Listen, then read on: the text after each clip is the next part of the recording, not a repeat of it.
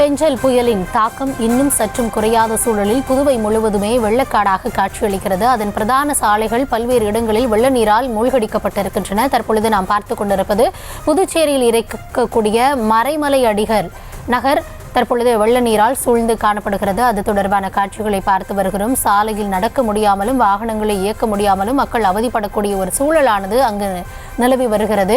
மாநகரின் பல்வேறு பகுதிகளும் வெள்ளக்காடாக காட்சியளிக்கின்றன. குடியிருப்புகள், அரசு பொது வளாகங்கள் என அனைத்து பகுதிகளையுமே வெள்ள நீரானது சூழ்ந்திருக்கிறது. நேற்றைய தினத்தில் மட்டும் புதுவையில் ஏறத்தாழ 47 சென்டிமீட்டர் அளவிற்கு மழை பதிவாகி இருக்கிறது.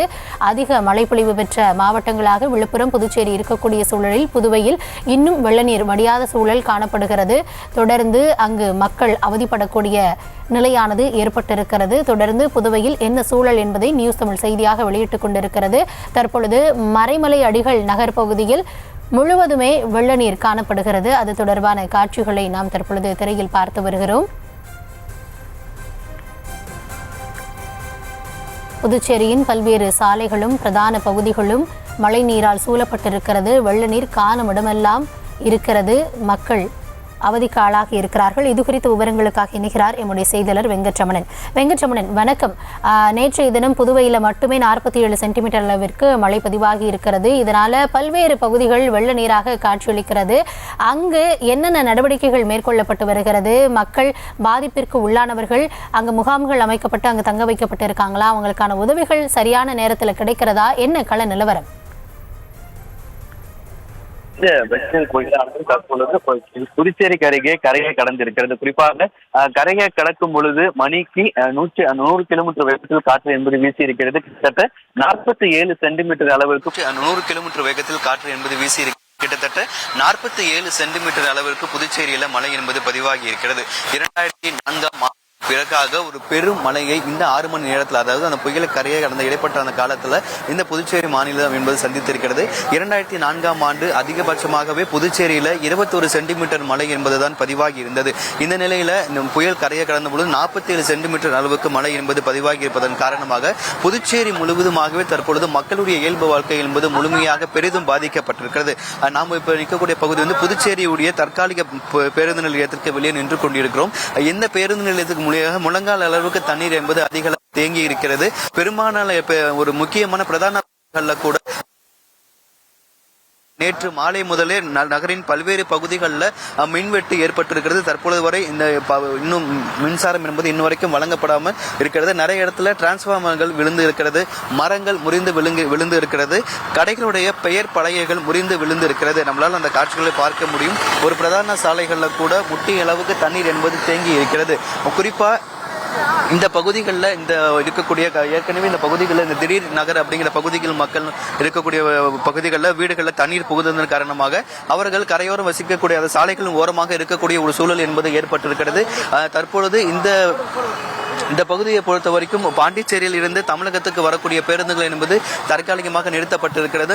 முழங்கால் அளவிற்கு புதுச்சேரி பேருந்து நிலையத்திற்கு முன்பாக முழங்கால் அளவுக்கு தண்ணீர் என்பது தேங்கி இருக்கிறது. தற்பொழுது இந்த பகுதியில் வசிக்கக்கூடிய மக்கள் நம்மிடையே இருக்கிறார். அவரிடம் கேட்கலாம். சார், இப்போ எவ்வளவு நேரமா மழை பெய்யுது, எவ்வளவு நேரமா கரண்ட் இல்லை, எவ்வளவு அவதிக்கு ஒரு ஐயா? நேற்று நைட்ல இருந்தே இங்க கரண்ட் கிடையாது. இன்னைய வரைக்கும் எந்த எம்எல்ஏவும் யாருமே எட்டி பார்க்கல. பக்கத்துல ஒரு உப்புநாள் வாய்க்கால்னு ஒன்று இருக்கு. அது ஒரு 18 வருஷம் 20 வருஷமா அது அப்படியே தான் முழங்கி கிடக்குது. அதை ரெடி பண்ணியிருந்தா கூட இன்னைக்கு இந்த தண்ணியோடைய நிலவரம் கம்மியா இருந்திருக்கும். அதையும் இன்னைக்கு ரெடி பண்ணல. கடல்லே பாலத்தை கட்டிடுறாங்க. சும்மா குட்டையில வாய்க்கால கட்டுறதுக்கு இத்தனை வருஷமா இழுத்தடிச்சுனே போறாங்க. ட்ரைனேஜை சரியா அவங்க பண்ணல. உள்ள இருக்கிற மக்கள் பாத்தீங்கன்னா திடீர்நகர்ல பாத்தீங்கன்னா இது இந்த மழை கிடையாது. சாதா சின்ன மழை பெஞ்சாலே திடீர்நகர்ல ஃபுல்லாவே நம்பிடும். அவங்க ஆண்டு காலம் இது 60 வருஷம் 70 வருஷமா இங்க வாழ்றவங்க. அவங்களுக்கு ஒரு நிலத்தை கொடுக்க மாட்டீங்க. அவங்களை வெளியே அனுப்புறதுக்கே குறிக்கோளா இருக்கிறீங்க. அவங்க தொடர்ச்சியா இந்த இடத்துல ஸ்கூல்ல தங்க வச்சிருக்கோம். சாப்பாடு யாருமே இது வரைக்கும் யாரும் எட்டி பார்க்கல. யாருமே எதை போடல. பெருமழை பெய்யும் எச்சரிக்கை உங்களுக்கு கொடுத்திருந்தாங்களா? ஏற்கனவே கொடுத்திருந்தாங்க, கவர்மெண்ட்ல கொடுத்திருந்தாங்க. ஆனா அதுக்கேற்ற உணவோ சாப்பாடோ யாருமே இது வரைக்கும் ரெடி பண்ணல. எந்த எம்எல்ஏ இங்க சாப்பாடு போடுறதுக்கோ எதுக்குமே வரல. ஓட்டு போடுறதுக்கு மட்டும் தான் இங்க சரியா வராங்க. யாருமே எங்களுக்கு எதுவுமே செய்யல. இந்த மக்களை கூட்டின்னு போயிட்டு இந்த ஸ்கூல்ல தான் தங்க வச்சிருக்கோம். தங்க வச்சுட்டு இப்ப எல்லாருமே ரோட்ல தான் நிக்கிறாங்க. மாடு, கோழி, கீழ் எல்லாமே அங்க கட்டி வச்சிருக்காங்க. ஒண்ணுமே பண்ண முடியும். நேரமா கரண்ட் இல்ல. தண்ணி எந்த அளவுக்கு இருக்கு? நேற்று நைட்ல மழை எப்படி இருந்தது? நேற்று நைட்லேருந்தே கரண்ட் இல்லை ஐயா. நேற்று நைட்லேருந்தே கரண்ட் இல்லை. தொடர்ச்சியாக மழை பெஞ்சிட்டே இருக்குது. இன்னைய வரைக்கும் பார்த்தீங்கன்னா வந்து இவ்வளோ தண்ணி ஏறுறதுக்கு வாய்ப்பே கிடையாது. 90% வரும்ன்றாங்க. ஆனால் இதுக்கு மேலேயும் வருமா என்னன்றது தெரியல. ஆனால் இதுக்கு மேலே அந்த தண்ணி வந்துச்சுன்னா கண்டிப்பாக இந்த ஊரில் எந்த ஊருமே உள்ள இருக்கிற ஊர் எதுவுமே தாங்காம தான் இருக்கும். பாத்ரூம் கிடையாது, வசதி எதுவுமே கிடையாது. ஒரு பசங்க பாத்ரூம் போனாலும் லேடிஸ் குளிக்கிறது கூட இடம் கிடையாது. ஒரு பாத்ரூம் பற்றி எதுவுமே கிடையாது. ஒரு மாட்டுக்கோட்டை எப்படி இருக்கும் அதுமாரி இது ஏரியாவே. மாட்டுக்கோட்டை இருக்கிற மாரி தான் இருக்குது இடம். ரொம்ப மோசமாக இது இடம். ஒரு பாத்ரூம், ஒரு இடம், குளிக்கிற வசதி எதுவுமே கிடையாது. தண்ணி எல்லாமே உள்ள இந்த அளவுக்கு தண்ணி, அந்த அளவுக்கு கஷ்டமாக இருக்குது. இது பண்ண முடியல. தொடர்ச்சியாக புதுச்சேரிக்கு இன்னைக்கும் அதி கனமழைக்கான ரெட் அலர்ட் எச்சரிக்கை என்பது கொடுக்கப்பட்டிருக்கக்கூடிய சூழ்நிலையில் நேற்று முதலாகவே மக்கள் வந்து வீடுகளில் தண்ணீர் புகுந்ததன் காரணமாக சாலையோரம் தான் வசித்து வருவதாக தற்பொழுது வரைக்கும் ஒரு உணவு கூட கிடைக்கவில்லை என்கின்ற ஒரு குற்றச்சாட்டை தான் இந்த பகுதி மக்கள் முன்வைத்திருக்கிறார்கள். முழங்கால் அளவிற்கு தண்ணீர் என்பது தேங்கி நிற்கிறதை நம்மளால் பார்க்க முடியுது. மரங்கள் வேரோடு சாய்ந்திருக்கிறது. பல டிரான்ஸ்பார்மர்கள் கீழே விழுந்திருக்கிறது. மின்சாரம் என்பது துண்டிக்கப்பட்டிருக்கிறது. மக்களுடைய இயல்பு வாழ்க்கை என்பது முழுவதுமாக முடங்கி இருக்கிறது. ஒரு புதுச்சேரி போன்ற ஒரு தற்காலிக பேருந்து நிலையம், ஒரு பிரதான பேருந்து நிறுத்தத்திற்கு வெளியாகவே இப்படியான ஒரு சூழல் இருக்கும் பொழுது இன்னும் பல புதுச்சேரிக்கு பக்கத்தில் இருக்கக்கூடிய கிராமங்களுடைய நிலை என்னவாக இருக்கும் என்பதுதான் தெரியவில்லை. ஏன்னா இந்த புயல் என்பது புதுச்சேரிக்கு அருகே கரையை கடந்திருக்கக்கூடிய சூழ்நிலையில ஒரு 6 மணி நேரத்திற்குள்ளாக 47 சென்டிமீட்டர் அளவிற்கு மழை என்பது கொட்டி தீர்த்திருக்கிறது. கிட்டத்தட்ட 2004க்கு பிறகாக அதீத கனமழை என்பது பெய்திருக்கிறது. அதே போல காற்றினுடைய வேகம் என்பதும் நேற்று புயல் கடந்த சமயத்தில் 90 கிலோமீட்டர் வேகத்தில் காற்று என்பது வீசி இருக்கிறது.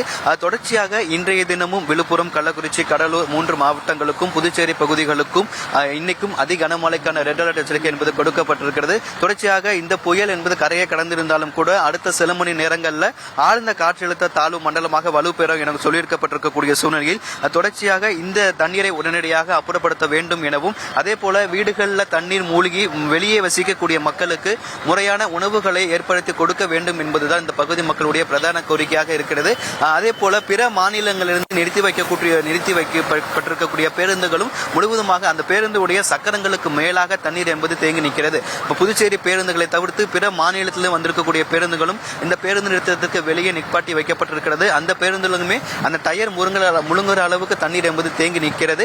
இந்த தண்ணீரை விரைந்து அப்புறப்படுத்த வேண்டும். சீக்கிரமா மின்சார தவறு ஏற்படுத்தி கொடுக்க வேண்டும். வீடுகளில் புகுந்திருக்கக்கூடிய மழைநீரை உடனடியாக அப்புறப்படுத்தி கொடுக்க வேண்டும். முறையாக அவர்களுக்கு ஒரு உணவுகளை வழங்க வேண்டும் என்பதுதான் வீடுகளை இழந்து இப்ப இங்கே சாலை ஓரமாக நிற்கக்கூடிய மக்களுடைய ஒரு கோரிக்கையாக இருக்கிறது. கௌதமி,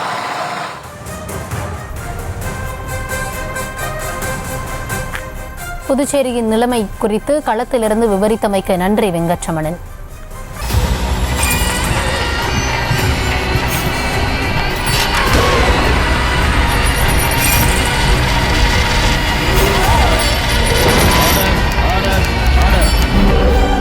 குற்றங்களின் மறுபரிமாணம் நிகழ்தகவு நமது நியூஸ் தமிழ் தொலைக்காட்சியில் விரைவில்.